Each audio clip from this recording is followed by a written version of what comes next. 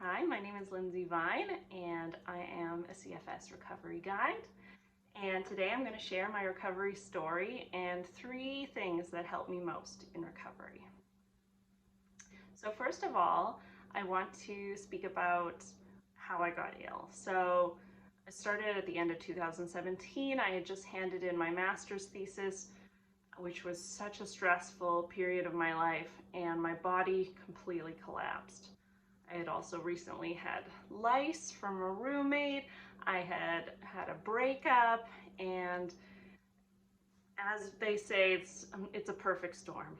But looking back now, there's a lot of other factors that were going on. I had had infection after infection, strep throat after strep throat during my master's program.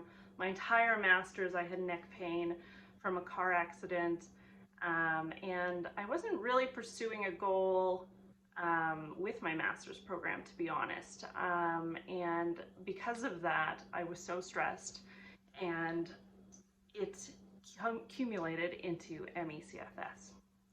So for the first 5 years, it was a lot of ups and downs, which a lot of us experience. I'd have some areas of progress, and then I'd have huge crashes.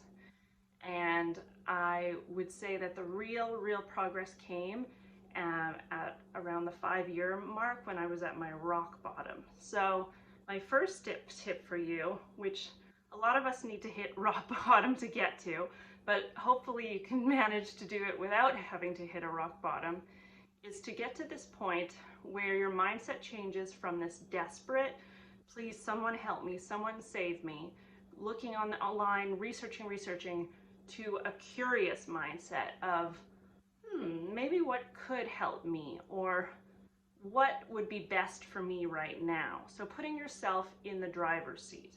And I think having that full, I can't even explain how horrible it was. I was bedbound, I was living alone on an island, I was peeing in a Tupperware beside my bed, a big Tupperware, because I couldn't make it to the bathroom more than once a day, crawling to the bathroom to empty it and do everything else. And then I had cans of tuna stacked up beside my bed to eat instead of having to go to the kitchen, so that's all I would eat. And yeah, I was just done. But something about that time, my brain had to choose, am I going to be done, or am I going to change drastically the way I'm doing this? And that's where the curious mindset, putting myself in the driver's seat instead of somebody save me, change happened. And I think going along with that is the release of fear. When you really realize that you've been to the bottom of the bottom and you can only go up from here, sometimes there is a release of fear. And I think the release of fear is so important to our nervous systems to be able to recalibrate and to progress without constantly being triggered by fear. Because a lot of that fear of what's going to happen to me, what's going to happen next, am I going to recover, is actually impacting us more than many people realize.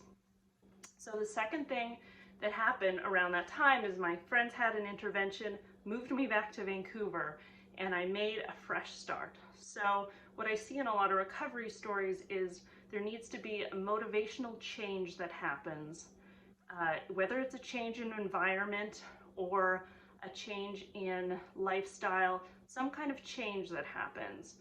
I group that also with starting this project with my friend Stu of Post-Viral Podcast, because what I also see in recovery stories often, and including myself, is that when people have a purpose, and not just a passion project, because you can see a picture of my bear in the back there. I would paint bears. I did a lot of passionate things while I was sick.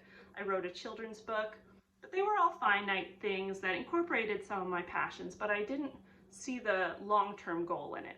With the podcast, I could see how this could build into a career for myself and how I could heal with it as I grew into the passionate person that I was meant to be. So finding your passion, what you're meant to be doing, and letting it grow with you as you heal can be a huge part of calming the nervous system and healing, truly, and being the person you want to be. So that's one of my suggestions as well. And once I got back to Vancouver, it was just up, up, up for me in terms of finding things that were right for me, and pacing. Pacing is a huge part of it, but I think that the big thing was having a passion and a vision for my future. As you'll read in my article, if you go look at the website, there's elements within 4 areas of recovery that I focus on with my clients, and they're all mind-body areas, so you can be in charge of them yourself. But one thing on top of that I would say is a huge theme and was absolutely vital to me. As I said, my friends came and saved me with an intervention. It's about having the proper kind of support. And support also came to me through, I did the CFS health program, which may not be for everybody, but one thing that it really gave me was an incredible amount of support, because I met my best friend now, Stu, and I met other people working on recovery who I formed relationships with, and voice notes is a huge tool because you can answer when you have energy. We started to follow each other's journey and recover together.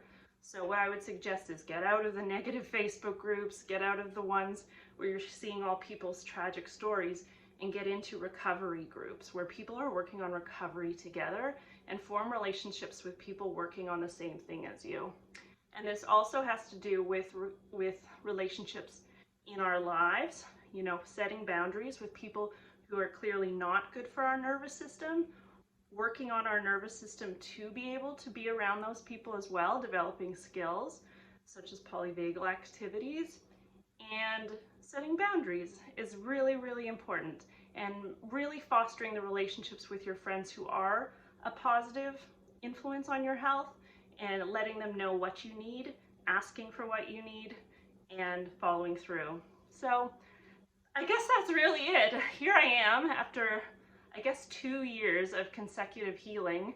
I'm rock climbing, I'm hiking, I was biking the other day. Like, to go from those lows to what I can do today, I hope it gives you hope, because it's absolutely possible, and it's a lot of little things that add up together to create success.